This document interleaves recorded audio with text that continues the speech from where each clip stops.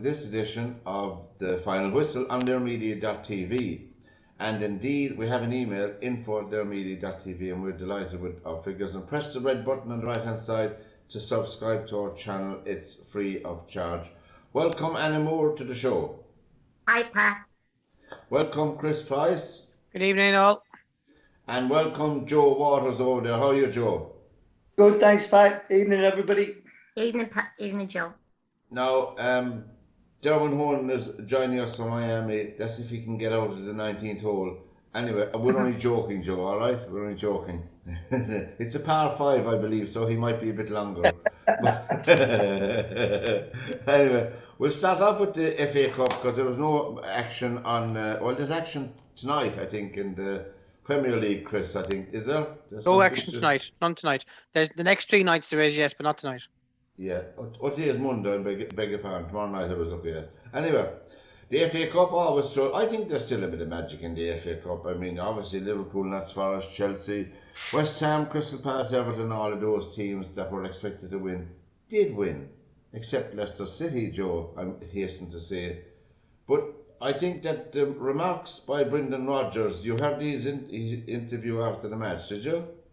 No. To be honest, I didn't. I was... Well, Brendan Rodgers said twice, because I happened to see it online, obviously I checked up on it. There are some of the players, I think, coming to the end of their time in the team.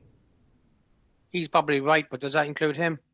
No, I'm just thinking, he said it twice during the interview, and I think that he could be saying it as well to give players a G up, say, like, straighten yourselves up here and cop yourselves on, you know. We can't be playing like this and get away with it. But Notts Forest played great soccer. Did anyone who saw the match? No, I didn't. I didn't see that match yesterday. I watched a few matches over the weekend, but I didn't see that one now, to be told. Yeah, I saw a bit of it. Yeah, go on. Yeah, I mean, Forest played well. They moved the ball really well. They're really well coached. And they just played with a lot of spirit and energy. Leicester looked like a typical Premiership team that is expecting to win and didn't give the effort that you would expect them to give in a big game like that. And I read the papers this morning a little bit, and they're talking now about Brendan Rodgers being the #1 Premier League manager he's the bookie's favourite to be the #1 Premier League manager fired. I just think it's really interesting for a guy that's had 2 5th place finishes in the Premiership and won the FA Cup, that people are talking about getting rid of him. You know, it's ironic. You're right. I mean, he's done more for that club in the short while that he's been there. He's had very bad luck this year with injuries, with the likes of Fofana and Johnny Evans being out with their injuries. Evans was a big loss at the back. You know, so it just, you know, not every season is going to be a great season, you know, and it's disappointing, but you know, I think he's right. There are some players there that it's the finish for them, and they'll bring in younger ones, and I think they'll push on from this. I think that this is kind of a blip, and they'll push on from it. You would think a team like Leicester, before I get to the lads, that who's not going to win the Premiership, there's very little opportunities to win trophies, so to speak. You would think they go all out for the FA Cup, you know, because it's still a decent competition, but I don't know myself. Anna, did you see any of the match?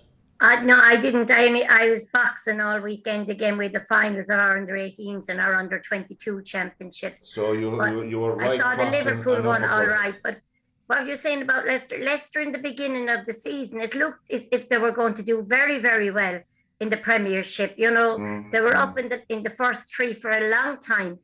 We say coming into October, November, you know, and it looked as if they were back to where they were a few years ago. But then all of a sudden they started slipping, you know, and They're just gone back down again now.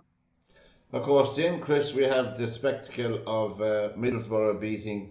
Was that in Old Trafford? Yeah. Yeah. Makes it worse still, I think, Chris. You didn't see any of that match. I watched it all. I mean, I watched it all on Friday did? night. Yeah. I kind of struggled to be honest with you, because it wasn't great. I mean, United actually once when let me get this right. When Middlesbrough scored, United collapsed. You could see that they went, "Oh no, we're not going to win this in 90 minutes." And extra time was a bit of a blur, and the penalties. I don't know. I just get the feeling that it's just a club that are going through the motions at the moment. I mean, the goal was very, very controversial. There's no doubt about that. Again, VAR has decided to rear its ugly head again. I couldn't see how they could actually give that decision. Once it was a handball in the box where I know the player tried to take his arm away, but once he touched the ball like that, he got it under some form of control.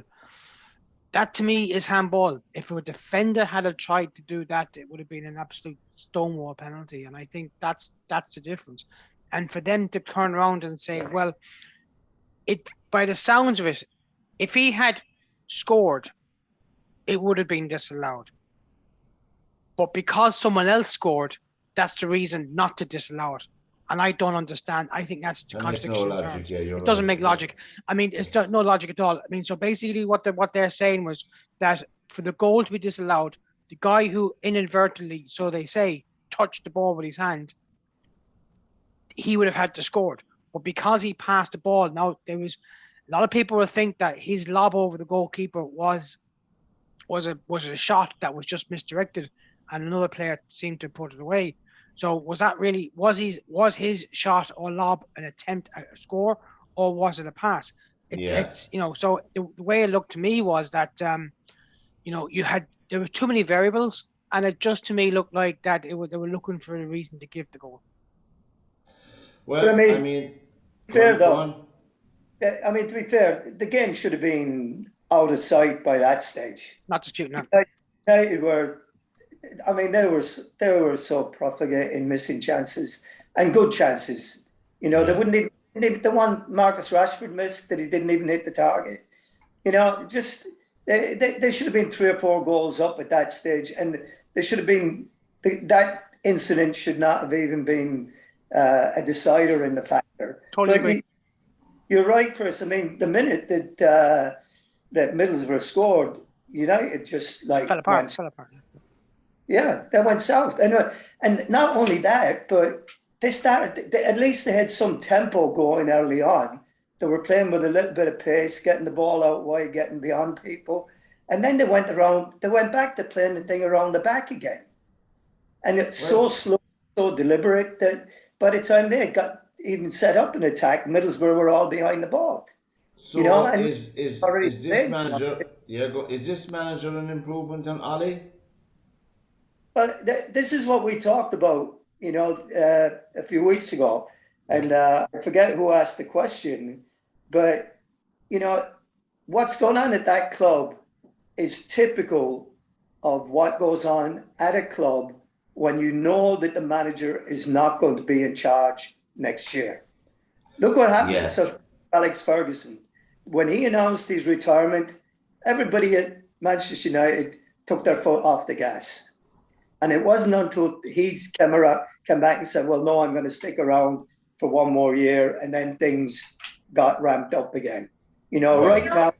Joe, would you not think, I think we've discussed this before, but the thing about it is, the players, it doesn't matter who the manager is there, they're not playing for each other even now. They're just not, I don't know, these are £1 million players. And they have very good players, but they're just not playing. And we did say, remember, Chris, when it was the other manager, that they weren't playing for him.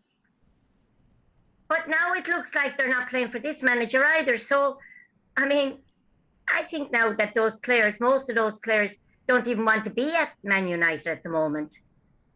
Well, that's a fair point because there's certainly a few of them. I don't know what they're at really. You know, I mean, my son and his friends are Man United freaks, and Friday night I was on them Saturday. And, I mean, if you go down fighting, it's a different matter. And when you go down with the odd goal in three, or you go down 3-1, and you've played your heart out, it's a different kettle of fish. But as we're all saying, they're a club with an SOS over them, in my opinion, you know, and will stay there until the year is over, I think. Mike Ashley is being tipped to buy Derby County, and well, he has the pocket, he has the money. Well, someone has to buy Derby County before they go out of business before the end of this month, when is it 7 million or 7.5 million has to be lodged as a what's the word I'm looking for, as a Down gesture. payment. He has a gesture that they have the wherewithal to see out to come back up into the black or something like that. I don't. I think he's offered 50 million for it, but they said it was way below the asking price. Well, I mean, I think Mike is a cute businessman, and if Mike actually wants the club, I think he'll get it, and whoever is with him, you know. I mean, it's an old club, Derby County, with a long history, Joe. I'm sure you played against them many times, you know. And Oh, yeah. I think to be a pity to see them go out of soccer. I mean, it would be a shame, but you know, I mean, realistically though, I mean, Derby County before Brian Clough got there had only ever won the FA Cup once. I don't think they'd ever won the league before. And they won it. He was manager, and then Dave Mackay was the manager when they twice in 3 or 4 years, and they were up around the top of it. Second, third, or fourth, again around that time. But they have it. I mean, they have a great. It's a very good club. It's a well-supported club, and it'd be a shame to see anything really bad happen to them. It really would, and I hope that people, you know, the things that are ridiculous to me is Middlesbrough are suing Derby County for Middlesbrough not going up when Derby supposedly broke the football and fair play rules, and then a team that missed out on going up also is suing them, and this is a team that went up themselves on the back of. You remember when they couldn't figure out what to do with the lower leagues? Yes. And they went points per game. Yes. And that's how they got promoted up to the championship, I think.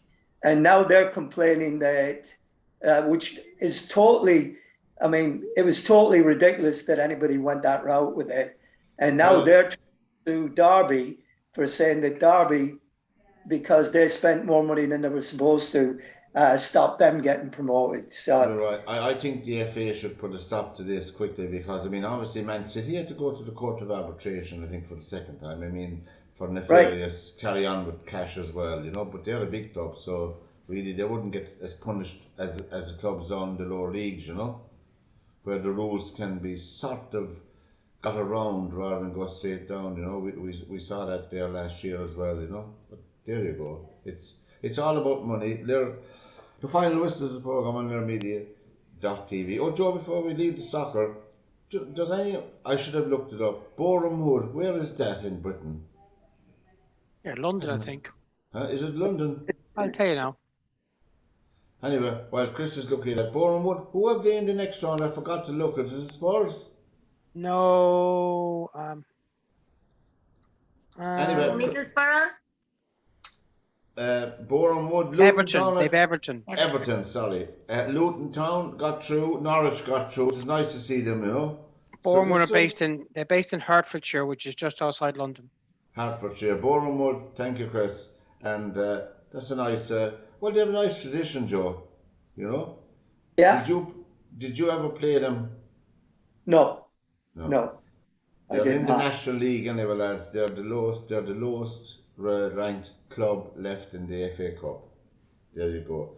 Now we're going on to, I suppose, one of the we discuss golf a lot here because there's a lot of, you have Padraig Harrington, you had, what's his name, Shane Lowry playing over the weekend, and of course, last night I saw the last 7 holes of Leona Maguire making history, being the first Irish female golfer to win on the LPGA Tour. And I think she's ahead for many successes, and I think she's a very, very level-headed person anyway, Do you know, Chris, I was watching her. She always seems so calm, so together, and all the shots, her shots seem to be straight down the tee, as I said, straight down the fairway. She doesn't seem to be flustered in any way, whatever course she's playing on. She actually played I watched the last 5 holes the other night now. When I was watching Seamus Power play on the Saturday evening, and they were saying that, Leona's going to win, and I turned it over, and I watched the last 4 or 5 holes, and she actually hit 2 iron shots, well over 200 yards to about 10 feet. I mean, she's quite good. She's the real deal. Oh yeah, she is. I mean, she's come. I wouldn't say slowly, but she's taking her time. She's doing it the way she wants to do it. She's not putting herself under pressure. So yeah, I think she got her college education, which is obviously the main thing. She went through the college golf system. She went through the amateur system. She's doing everything right. She knows she's got 20 odd years of this at least, so she's got plenty of time. 66, 65, and 67. That's what she shot. Yeah. In the tournament. Over in the DP World Tour, we had trouble with these twins one night. You remember, we had trouble with with these twins from Denmark. Nikolai Højgaard. One of the twins, he was the winner. The other chap finished at -10, but Nikolai -24, 62, 65, 64, and 68. He won on the DP World Tour. Now, Padraig Harrington finished at -10. Padraig did very well. I think he finished up in the top 32, 33 or something like that anyway. 69, 70, 72, 67. Over in McIlroy didn't play at all this weekend, Chris. No, McIlroy was visiting his parents, I believe. Really? Pebble Beach, Tom Hogue won -19. Seamus Power was -13. He had 2 magnificent rounds, 64 and 64. Then a 74 and a 72, which scuppered his chances. But he did really. He got his number. We were talking about that when he make the Masters. He's world 46 now, I think. Is he? Who's this? Power. Seamus Power. Yeah, about 46. Yeah. Yeah, and in Saudi Arabia, what's his name? I think he won around. I think nobody seemed to have watched. I don't think. I mean, to be honest with you, I was looking to see a leaderboard. It took forever and a day to try and find a leaderboard. It's as if the major news outlets did not want to give that tournament any coverage. Well, there was some magnificent golfers at it, including our friend Dustin Johnson. I'm glad to say didn't win. Harold Varner III holed a 120-foot eagle putt to beat Bubba Watson for the Saudi Internationals, it's called. There was some fantastic money. What's his name? Shane Lowry finished away down the field. He got around $60,000, $65,000. Finished away down the field. But have you not noticed, Pat, what's happening in golf now? They're talking about this Saudi-backed Super League and the outrageous figures that are going at the moment. Like Bryson DeChambeau was offered £100 million, $135 million. Lee Westwood, who actually came out and said he signed a non-disclosure agreement. He's part of it, yeah. He's talk joined about it. He's joined Poulter was 25 million. So one lad in the European Tour was offered 7. So it seems to be like a cricket kind of auction. That's what's happened. So like I think it will happen because I mean some of those like Westwood and Poulter at the end of their careers, and if they're going to be offered a check, Jesus Joe, if you were offered a check of 7 million even. Oh yeah. You're coming to the end of your career, but you put that into your pension pot. Well, that's the thing with it. It's a funny thing, Phil Mickelson was talking about it and he was talking about. He said, greed in golf. He said is gone unbelievable. There's so many people trying to make so much money out of it. And somebody said about him, he said Phil might want to be very careful about what he talks about greed in golf when he's made 800 million as a golfer. And Anna, that's true. You didn't see any of the golf over the weekend. You were boxing over the weekend. Tell me. Boxing, but I was, because of we've been speaking about that girl, I've been following it on the papers and that, you know. As I said, I read about it today, and as I said, she seems to be playing since she was only a child. Leona Maguire, yeah, and as you said, she came up through the ranks, and she went to college in America through the scholarship system, and it's great to see she's the first Irish woman ever to win a major league, or whatever you want to call it, games tournament, and it's great to see it. I mean, we're only a small island, Joe, but we're bringing all our sports people in all sports are doing great throughout the world in their sports, you know, and it's great to see it. Did anyone take in the Winter Olympics? Well, I don't think they did, but what's his name? Serrano, who's fighting Katie Taylor in March. Was it April? In April. Serrano is suggesting that they make the rounds 3-minute rounds instead of 2 minutes. Now, obviously, there's a lot of there's a lot of talk around the fight. I mean, is it 10 rounds they fight? 12 rounds, so it'll be 36 minutes instead of 24. What difference will it make? But Anna is the expert here, but I know it'd make a massive difference. It does make a difference, but I would think that Katie Taylor would be more into 3-minute rounds as an amateur than Amanda would be in professional boxing, you know? Yeah. I don't know. I think Amanda has a big punch. Katie doesn't have a big punch. I do think if Katie can get to the 4th or the 5th round without Amanda doing damage, which it's going to be a very tough fight. And as I'm saying the whole time, I am nervous of this fight, but I do think that Katie can come out the winner. Now, Americans, but that's America. I'd be on these Susie Foxes and all these social media pages, and it's ridiculous the way the Americans. Katie Taylor is a nobody. I mean, she has 6 belts, 7 belts, but she's a nobody. She's undisputed champion, but they're still calling her a nobody, you know, which is ridiculous. I mean, mad. Katie, before she ever became a professional, was a millionaire. Yeah. This fight will make Amanda Sorsen a millionaire. Well, yeah. Well, the question you asked about what is the difference, I'll tell you. Anna hasn't really said it, but I think she's probably too polite to say it. Okay, you have a better chance of women's Grand Slam tennis going to 5 sets than you do with women's boxing going to 12 rounds or 3 minutes. I'll tell you the reason why, and this is not being disparaging. This is being the way I see it. It's a bit like in hurling where you've got like 2 or 3 counties and then you've got a long spread out of, you know, talent that kind of decreases. You may have maybe 5 or 6 world-class women's professional boxers at the moment, but the talent is not strong enough. Okay. And what I mean by that is that you could see 1 or 2 fights that would justify going 12 3-minute rounds.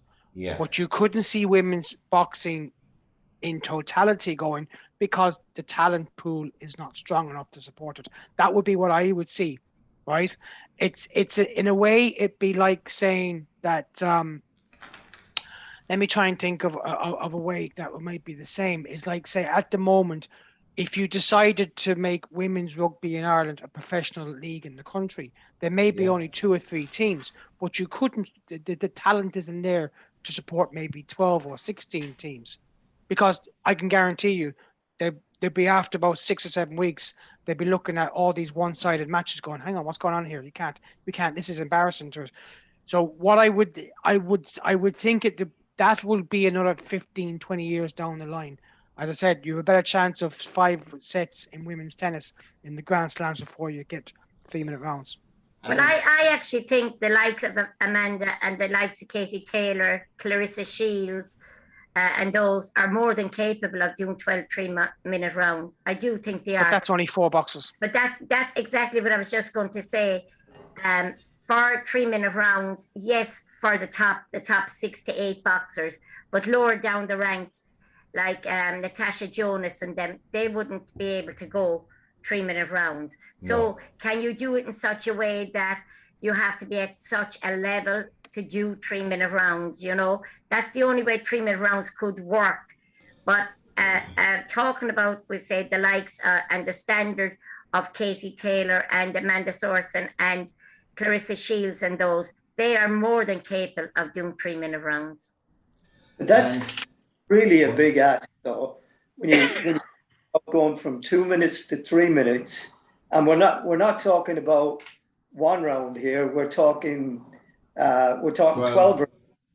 So now, by the time you get to the 9th or 10th round, those boxers, because I don't know if they've trained for that, if they're anaerobically trained for that. Yeah. Because it takes it's a huge step from 2 minutes of working out in a ring to going to 3 minutes. And then to not only do it once, but then to do it 12 times. That is a huge ask of any athlete to have to do that. You would have to train. Oh yeah, but it wouldn't be just happening now, Joe. You know, it would have to be said, well, we're going to bring 3-minute rounds for the top boxers, I know what you mean, Anna. We say in the next 12 months. I mean, our amateurs, men and women, do 3-minute rounds, but it's only 3-minute rounds, you know. But they have to come from youth level, like the under-18 championships. Last year, they would have been under 16s. They would have been doing 2-minute rounds. And when they get to under 18s or youths, then they do 3-minute rounds. Like the professionals, our girls were doing, our boys were doing the 3 minutes and the girls were doing the 2 minutes. But it was brought in because the female boxers wanted to do the 3 minutes. And they're well able. I know it's only 3 rounds, but they thought they wouldn't be able to do it, but they're more than capable. But you can see it. You can see it the first year they go into 3-minute rounds. You know, you can see even some of them come out the ring the other day and they said, you know, this is our first competition with 3-minute rounds, and they'd be so glad they got through the 3-minute rounds. But you know, I mean, it's what your level of fitness, as Joe said, it's the level of fitness that you're at, and the likes of Katie and them, they're at top fitness. They're as fit as some of the men boxers that are out there, you know?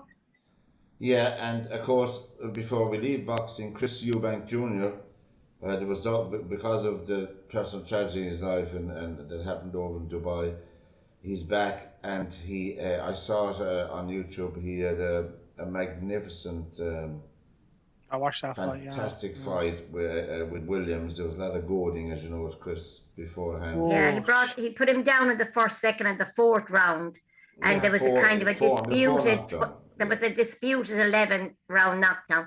But he said afterwards that he didn't want to knock him down. He wanted to humiliate him for the head button and all of this kind of carry on that Williams goes on with in the spiteful, ring. Spiteful. It was probably I watched it all. Very spiteful fight. It was. There was no embracing. There was nothing after the fight. There was nothing. There was no sportsmanship. There was no nothing. Though, Chris, Eubank looked well. But I think at that division, 32 is pushing it. I still don't think that he'd win it, though. He's only going to get one chance. He's only going to get one chance. But the guy he's taking, the guy he's looking for, Gennady Golovkin is. I don't think. Gennady Golovkin has gone back loads. I think Eubank is a good boxer, but I don't think he'd win a world title. No, I don't think so. I don't think he's good enough.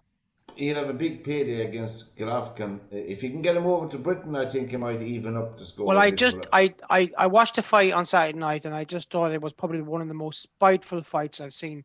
I think what the problem with Williams was that he let his hatred overcome his profession, and he just basically trying too hard. He wasn't trying to box or fight him. He was just basically going out to try and kill him, and he got picked off many times, and he got what he deserved. Simple as that. It reminded me of a fight with Muhammad Ali and in the Aerodrome in Houston in Texas. Who was the big tall fellow? What's his name? It wasn't Ernie Terrell. He kept calling him Cassius Clay. I know George, you remember that time. He kept calling him Cassius Clay. Cassius, you're my hero. That wasn't Joe Frazier, was it? No. It was Ernie Terrell, I think. But he absolutely destroyed him for the 12 rounds, whatever it was. Absolutely. He could have knocked him out, but he really, really viciously beat him up. Just beat him up for the whole fight. I think you should look at it sometime. It reminded me of Eubank and Williams, the bad blood that was there.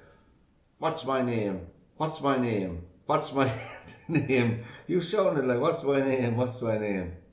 That's right. Well, it wasn't. It was very unedifying for Muhammad Ali to be doing it for the whole fight, in my opinion. But look, you don't know what else has gone on the line. Anyway, the final whistle is the program on learmedia.tv, and info@learmedia.tv is our email. And thank you for all the comments, and they're complimenting everyone. I don't have them with me. I must read out the few emails I got. They're complimenting Joe and Chris and Anna and Derwin, and there's no word to me, but I don't mind. And it's all right. We're the ones that keep the show on the road. I don't strike fear into anybody, do I? No. What? Gee, no. Hang on a second. We know what you like at this stage. No. Were you involved, Chris, in that debate on the? I must find the program on the. Do you remember that debate on the American elections? Were you on that program? I was, yeah. Yeah, we'll get back to that. Anyway. Go on. Crash Bang Wallop began over the weekend, the Six Nations, and Ireland, of course, kicked off in Lansdowne Road with a win, an expected win over Wales. England slipped up against Scotland. Eddie Jones, look, you have to admire Eddie Jones. I just love the man. I don't care what anybody says. He's one of the few down under people I like. He has a good sense of humour, and I think he faces the media, win, lose or draw, makes no. He said, I made an F of it, tactically. I made the mistake as the manager. He took responsibility, but obviously the players up in the field must be. And France had the expected win over Italy, which is really, it's gone beyond embarrassing at this stage to call it the Six Nations. It's the Five Nations and a practice match against Italy for the rest of it. That's my. Joe, did you see any of the rugby? I didn't see any of it. No, I read it. We didn't get the games this weekend for some reason. No. I looked online on Saturday for it, and we didn't have it. I just read about it in the paper, and it looks like Eddie Jones did make the mistake because didn't they surrender 10 points after he made his subs. Yeah. And that was the difference in the game, So it's I like him. I like him. I do. I like Eddie Jones. Yeah. Interesting character. I mean, I'd love to see him in charge of Ireland. Yeah. That's only. I mean, he calls it the way he sees it, and he stands by it. Yeah. And didn't he Chris, didn't he make a disparaging remark one time against Ireland? He had to apologise for. Didn't he? I wouldn't be the only apology he's ever made. I know he had to apologise for some remarks he made in press conference. He's a colourful character. He's a good coach. He gets, he makes, he made one or two mistakes the weekend, but sure, who a coach doesn't make mistakes. Going on the Ireland match, I actually think Ireland didn't really come out of second gear. It was probably the poorest Welsh team we've seen in a while. I know they've had a lot of injuries, but they were poor. They were it was going to be for a while. It was like an old match report years ago. They were lucky to get nil. They got a very, very gifted try towards them. Ireland could have scored more. I think Ireland didn't want to get any injuries. They wanted to just basically keep it in the tank for next week, because next week is the big match. I think that's where it's going to come down to. England, look, they'll probably win 3 or 4 matches. I wouldn't be surprised if there's no Grand Slam this year. Chris, my niece's husband, he's English, and my son was getting at him, and he said, I would have told you back against England, he said, because he said the complete backline are a completely new backline, he said. And the young fella that's only 20 he scored the 17 points for England. And he makes out that they're not very worried about the Six Nations, that they're starting to build a team for 2 years' time for the World Cup. Yeah, you'll be right there. Yeah. And but that's all. See, that's why, and that's Ireland's failing at the World Cup, and there's a reason for that, Anna, because basically the English FA or the English Rugby Union can afford to do that, while every single Irish coach in rugby has to maintain a standard, because where they're placed in the Six Nations depends on the prize money. Okay, so that's what it depends on. I mean, there was a time when, at this stage in the World Cup cycle, France is developing a team for the World Cup, Scotland developing a team for the World Cup. Yeah. Even the All Blacks are developing a team for World Cup. What are we doing? We're playing our best formula because we're told by the IRFU we need to win X amount of matches to get the prize money. That's true. So England aren't interested in that, Chris. They look, if they I put it this way, it's not their main priority. They're looking at this as giving guys like Marcus Smith a game. Okay, while Ireland, what we do is we play Johnny Sexton no matter what. I'm saying next weekend, as you said, we look forward to next weekend, because I think the France-Ireland match will certainly be a pointer to where we actually are, I think, Chris, where we actually are in rugby terms at one level. I don't know how serious France are taking the Six Nations. I have no idea. It took them a long time to get going against Italy, but really, they looked well to me. I saw most of the match, but you were saying last week, Chris, weren't you, that you think France will win the Six Nations? I think France will win, but you think they'll beat Ireland? I think they'll beat Ireland. Yeah, home advantage. Ireland have a poor record in Paris. They'll beat them, but I can see Ireland beating England, and I can see England improve. I'm not sure where Scotland play France. Scotland could give France a game. Scotland have a decent record against France in Edinburgh if the match is there. I'll have to look to see where these matches are, but I'm going to stick my neck out now and say they will not be a Grand Slam winner. Well, that's a forecast. Before we leave rugby, an icon of Irish rugby passed away recently, Tom Kiernan. Do you remember him, Joe? Tom Kiernan. Kiernan. I remember him well. A fantastic. On TV when the great Fred Cogley commentating, and then of course he was the coach of the Munster team for the All Blacks game. Yes, that's right. Yeah, it's one of my heroes growing up, and I read an article by Wardy about Tom in the paper last week, and very fitting it was. It was sad to see that another one of them leaving us.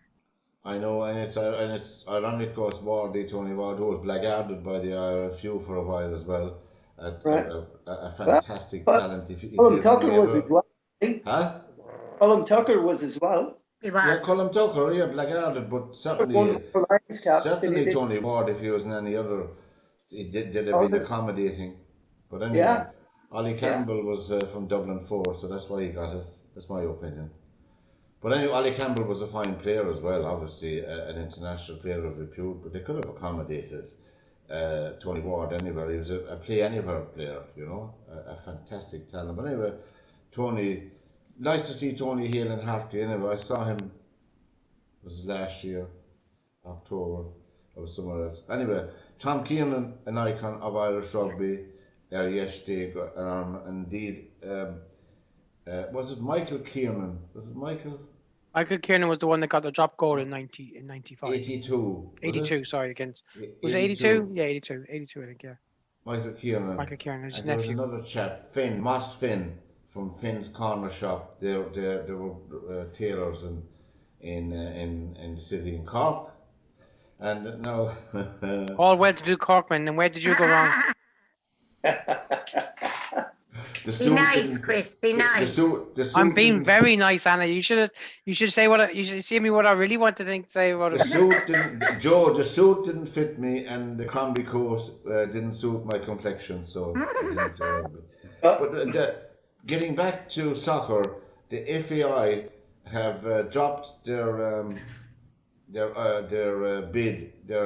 bid for the 2030 World Cup. As you know, it came out today, Chris, and then we listened to the news. The FAI I'm talking about now, who have no money. My agent they have nothing. They had $7.5 million they got there last year from the government of signing checks and paying their way. Imagine the FAI, who are entrusted with running soccer in this country, are now apparently going to make a bid for the 2026. Yeah, okay, but it's only going to be 2026. They'd be lucky if they get 6 matches and it'd be in one stadium. That's what it's all about. That'll probably be between England, Scotland, and Ireland, will it, Chris? It's going to be, what they're going to do is honestly, you will see Scotland probably have 1 or 2 groups. England will have 4 groups, and they'll probably have 1 group between North and South of Ireland. The most that they will get would be 4 games, I'd say. They would probably get 3 group matches and maybe a round of 16 or a quarter final, and that's it. No more than that. So it's a free shot as compensation for missing out last year. Mm-hmm. I see Northern Ireland will be using the redeveloped Casement Park. They're proposing to use it anyway. They've got to build that damn place first. Well, 2026. Is there a stadium up there big enough to? It will be ready. Well, the GA stadium, they're redeveloping Casement Park. And can I ask? Can I just stop you there? Have the IFA in the North said that they want to use Casement Park? There was a member of the committee just interviewed, and he said if that stadium is ready, it will be very, very suitable for the soccer match. Okay, there's a bit of a problem with that and I'll tell you why, because I've actually a bit of knowledge on this. I actually have been to see Casement Park in its current state about 4 years ago, and you know what I mean? It's actually disgraceful to what's going on. Yeah. Casement Park is in Andersontown, which is on the Falls Road. Okay, so the original plans was to build a 42,000 stadium, right? But it would have been just too big and too high for the residents, that there'd be no sunlight. I've seen the plans of it, and the residents kicked up a fuss over it. And if anybody knows the Falls Road, to have 42,000 people on the Falls Road where there's absolutely no parking is a disaster, right? And I've actually argued for years that what the GAA should have done was sell Casement Park and move out to somewhere on the M1 near Dundonald or Lisburn out there, but they haven't done what. Well, that's further down the road, but they were going to build that stadium on Longkesh, which I couldn't believe that they were actually, the GAA were going to go ahead with that because of the historical significance of it. They were going to go with the IRFU or the Ulster Rugby, and they were going to go with the soccer. And then it basically went nowhere. I'm stunned that if the FAI have come out and actually wanted Casement Park to be built, because there is a little bit of kicking that can down the road towards Casement Park. No, there is. Windsor Park has been done up, but it only holds 18,000, right? Which is not good enough for any match in the European Championship. No, they know themselves. The IFA in 6 counties knows that Windsor Park will not get a match if. But the problem about it, but Joe, but this is and I'll make it quick. The most important part about Casement Park is this: that they were going to have 42,000, which was for what Ulster Championship finals would have accommodated. But because of the concerns of the residents, that it was now down to 34,000, but with only 10,000 seats. Now, I can guarantee you, 10,000 seats and 18,000 terraces will not be holding a No, European football match. They have to be all absolutely seater not. stadium. No, and to be a pity that's because to be nice to see some of the teams, to be nice to see, to be a great old boost for soccer, because as I said, the FAI down here are still in rag order, but we hope they'll get their house in order.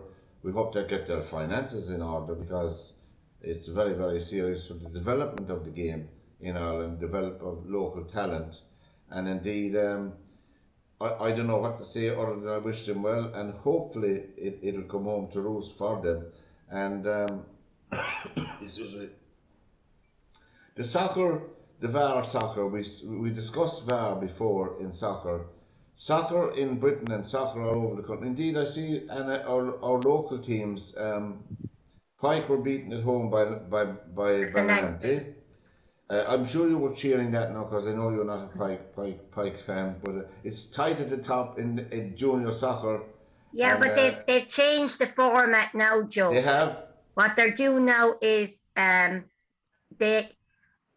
Waters, this is what they're doing now in Premier, in the junior soccer here. You have 12 teams begin the season, and at Christmas the top 6 only play each other after Christmas, and the lower 6 play each other. So at the moment now you have the top 6 are Fairview, Pike, Ashling, Regional, Nina, and Ballinanty. So they're the 6 top teams. So they play each other from Christmas to the end of the season twice to see who wins the Premier League. And I can't really understand it, because the lower 6 then will play for another kind of a cup, They will. And then some can go up, or maybe 2 go up from the the first division, and 2 go down. And they'll start again then in August with 12 teams again.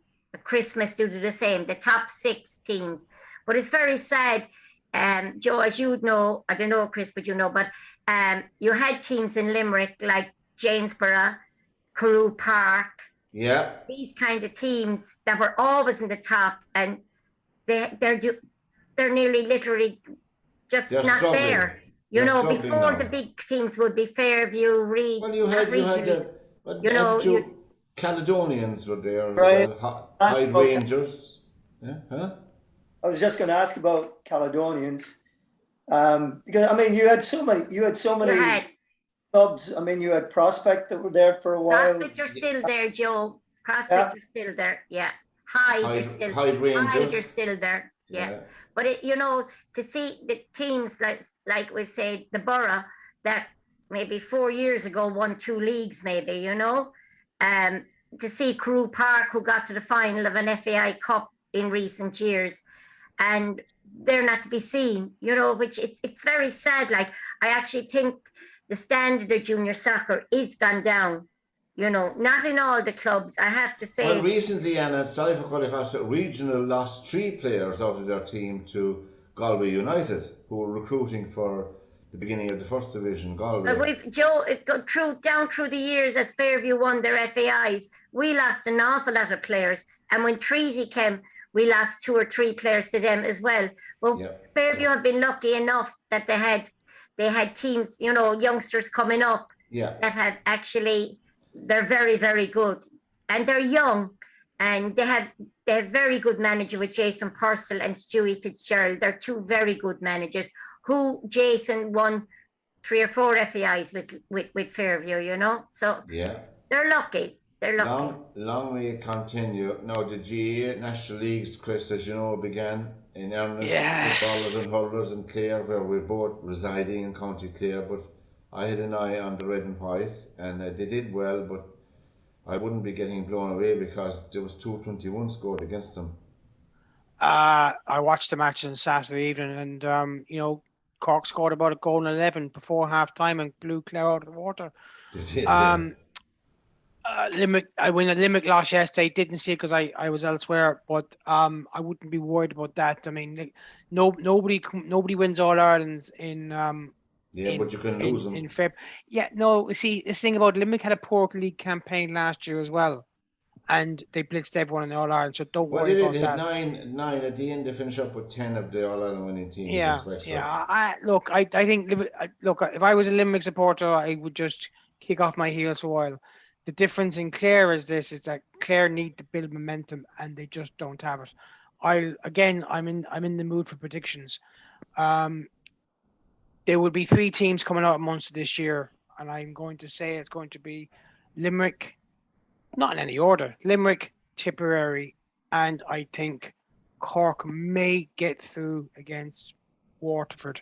I just don't think Clare have enough in depth. I mean, I watched them the other day, and I wasn't. Well, No, I I'm not watched the enthused by them. Waterford. I watched the Waterford Dublin match, and I think really Waterford need some more new players because Austin Deason is gone as a serious hurler. This early in the stage, he's really gone as a serious A hurler. lot of injuries as well, but He I mean, shouldn't have look, been on. He shouldn't have been on the pitch true, at all. true, yeah. But if you look at the Limerick match, we'll say they won by a goal, which is really only one score. Yeah. You know, I know it's in the back net, but it's one score. And you must remember that Limerick won the All Ireland against Galway by 1 point. In fact, Joe Canning nearly beat him on his own. Yeah. Oh, hang on a second now. I mean, look, the point I'm making about, I just have this, this fixation that hurling shouldn't be treated properly until the early parts of April. The fact that we're going to have a Munster Championship by Easter, mid-April, is just scandalous. Yeah, I know. I think you're right. I think Limerick. A lot of Limerick will be there or thereabouts. I won't have any concerns. Limerick did the exact same thing last year. They did the exact same thing last year. They built up a squad. They threw a few young lads in. They built up a squad. They got competition for places. They're resting a few players. Well, there's some of their players involved in Sigerson Cup. In Sigerson Cup and in the colleges. Well, I have. See, this is look. Tommy Conroy, who plays for Mayo, is out this year, right after doing his ACL, playing in the Sigerson's Cup match 48 hours after playing for Mayo in the National Football League. Now, for someone who's been involved in the GAA for a long time, this year does not enthuse me. I'd rather go play golf with my young lad than watch some GAA matches. And I tell you why, because the GAA are the most, I don't know, they're kind of the most confusing organization when they talk about player welfare. That at this time of year, in the worst conditions, in the worst pitches, we're expecting kids who are supposed to be doing college exams to go out and play inter-county football and Sigerson or Fitzgibbon Cup. Now, for your colleges. Now, the reason why these lads are playing, and there's been a call during the week that anybody who's playing county for their, inter-county hurling football should not be playing colleges. Well, I said that years ago until I was told very, very quickly the reason these guys are playing for their colleges is because of the scholarships that they're getting. They wouldn't be going to college otherwise, is what I was saying. And I thought that was the worst kind of comment because it means that these guys aren't intelligent. Yeah. It's basically saying, well, you know what? It's like playing basketball in the States. You only going to college because you're good at shooting hoops, which I think is a derogatory comment, but that's what it's seen to.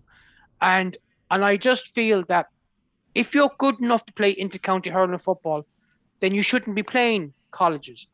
But so then the question is, who's flogging who to death? Is it the colleges or is it the inter-county managers? So they need to sort it out, because at the moment, we've already lost 3 players that I know of for the rest of the season, and we're only in early February because of ACLs, because we're flogging our kids to death. And Joe, do you have the facility there? I don't know what to get GA matches there on a regular basis. Is there any platform? I can get it. I watched Limerick.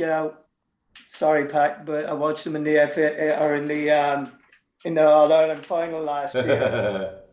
That was a practice match. Crowd in red, I think it was. So, but I'm a bit like Chris here.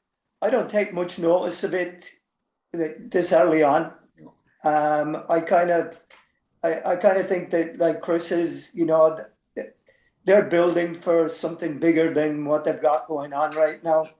And yeah, you're right. Yeah, and I think that like Chris, I mean, I used to think before that the league was pretty important, and then I started looking at the amount of teams that after they won the league never won the All Ireland.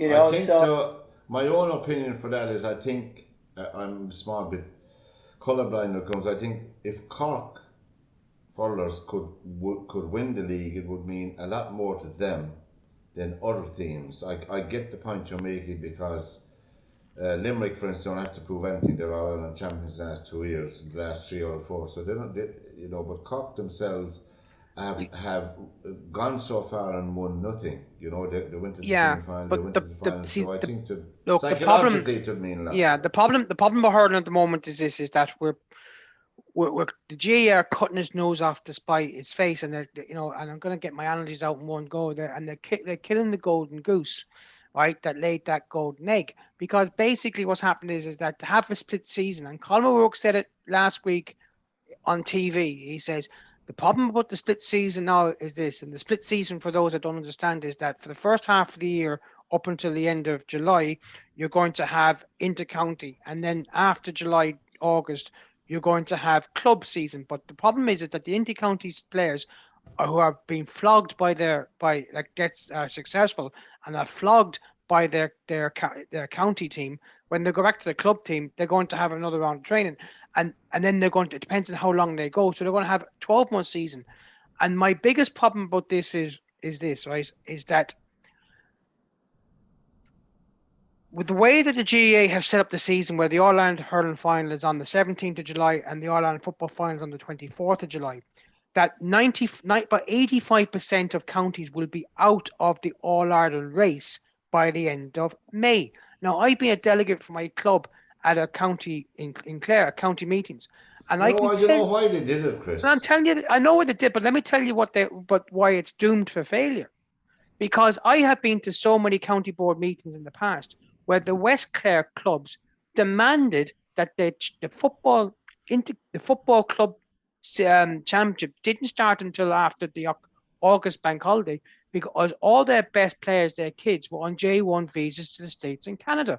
And that's the problem. So you will have a county out of the All-Ireland race by the end of May, and they're practically giving up June and July and probably August because their kids are away making a few bucks to pay for college. Now, that's fair play to them. But they're given hurling as a summer sport, but they seem to be playing more than matches in winter time than anything else, and it's detrimental to the game. And I've noticed myself that over the last year or two, there is more retirements of players in their late 20s than there has ever been. And I can tell you this, that I was watching the rugby on Saturday night, and afterwards Kerry and Dublin in the football was on TV. More people where I was watching the match were interested in Scotland versus England than they were in Kerry versus Dublin. Well, I mean, Dublin are transitioning. Is that the That's not the point I'm making. I know. For GAA sport, with the two best football counties in the country, arguably, right? And the golf club where I was watching the match would be more of like a working person's club. That there'd be a lot of GAA orientation there. And there's a lot large into rugby, but 95% of the people that were there had more interest in Scotland versus England rugby than Kerry versus Dublin. Well, Joe, he did it. We weren't last time we were on here. Tom is definitely retired. Right. Our man Tom Brady is definitely retired. Have we secured any tickets for the Super Bowl this year? How many people are what's the capacity in that stadium? Is it 100,000? Nah, about 70. I'm trying to think where they play. Where do the Rams play their home games? So the new stadium is called the SoFi Stadium. I know the Coliseum holds probably about 100,000. I don't know how many. I'll tell you now. But I mean, the tickets for the Super Bowl would surely be up around $1,000, would they? It's in Inglewood, Joe, in Los Angeles, right? It's 3 miles Right. away from the international airport. 70,000. 70,000 is what it holds. Sorry, Pat, what was your question there? But would the tickets for the Super Bowl be very expensive, wouldn't they? It's ridiculous. So $1,000 would get you to a tailgating party in the parking lot. Jeepers. That's $1,000 would get you. I was listening to it on the radio the other morning. They were talking about the cost of going to the game, and to get to experience the atmosphere in the parking lot would be $1,000 for to get into that, and then the average cost of a ticket to get into the game, I think, is 10,000. Wow. What? Wow. Jesus, $10,000 to see a fella That's throw right. the ball. So and it can be they're turned. out. We say like kids, Joe, and the people that would follow these teams through the season and that, they haven't the hope of going to this big match then, they haven't. No, I They mean, couldn't afford it. I'm assuming, Joe, that all the tickets are bought up by all the 7 or 8 or 10 or 12 companies that are sponsoring the thing anyway. I mean, I think it's like it's like the way it's organized in a lot of places, and a lot of tournaments. Is there's a certain amount of tickets held back for the participants, Their families. and then people can buy them. I do know that my wife's best friend, her sister, was the personal assistant to Pat Bowling, who owns the Broncos. Who's just at the Broncos right now for something like $3 billion or something like that. He's looking for it. Or he paid like $200 million for her or something like that a few years ago. But they got tickets when the Broncos went to the Super Bowl a few years ago. So Denver Broncos. Get it, but my brother Mark, when the Seahawks went to the Super Bowl when I think it was in Detroit. Was it in Detroit? But I know when they played Pittsburgh, people were renting their houses out for a week for like $20,000. Wow. Jesus. Yeah. They all just moved up. The same with golf when the US Open was here in University Place in Tacoma. The people were renting their homes out for a week to 10 days, and they were getting a year's worth of mortgage out of it. Wow. Yeah. And after went on holidays, excellent. Yeah, and they go off and they take a caravan and they drive off a mobile, mobile. Anyway, Joe, the word is out, lads, here from the final whistle. We need the sponsors to get at least one ticket, never mind 4 tickets to go to the Super Bowl. I mean, let's be fair here. There's what 330 million people in this States, right? The crowd, the attendance is only 70,000. Yeah. Right. We've got 7 million people on the island of Ireland, right? And Croke Park goes 80,000. And tickets for that are like gold dust for All Ireland finals. Yeah. So I mean, there's people who will never ever wouldn't even get near the parking lot of a Super Bowl, no matter where it is. It's just, and that's just down to economies of scale and the sheer population. It's just simple. That's true. And from this edition, lads, of the final whistle on this Monday evening, the 6th, is it the 6th? Yeah. 7th, 8th tomorrow, John. 7th today, Pat. The 7th of February from this edition of the final whistle, lads. It's been a blast. Thanks to Anna, Chris, and Joe, and we'll see you again very soon. Until we meet again. Good evening and take care. See you later. Bye bye. See you later. Bye bye. Bye bye. Bye everybody.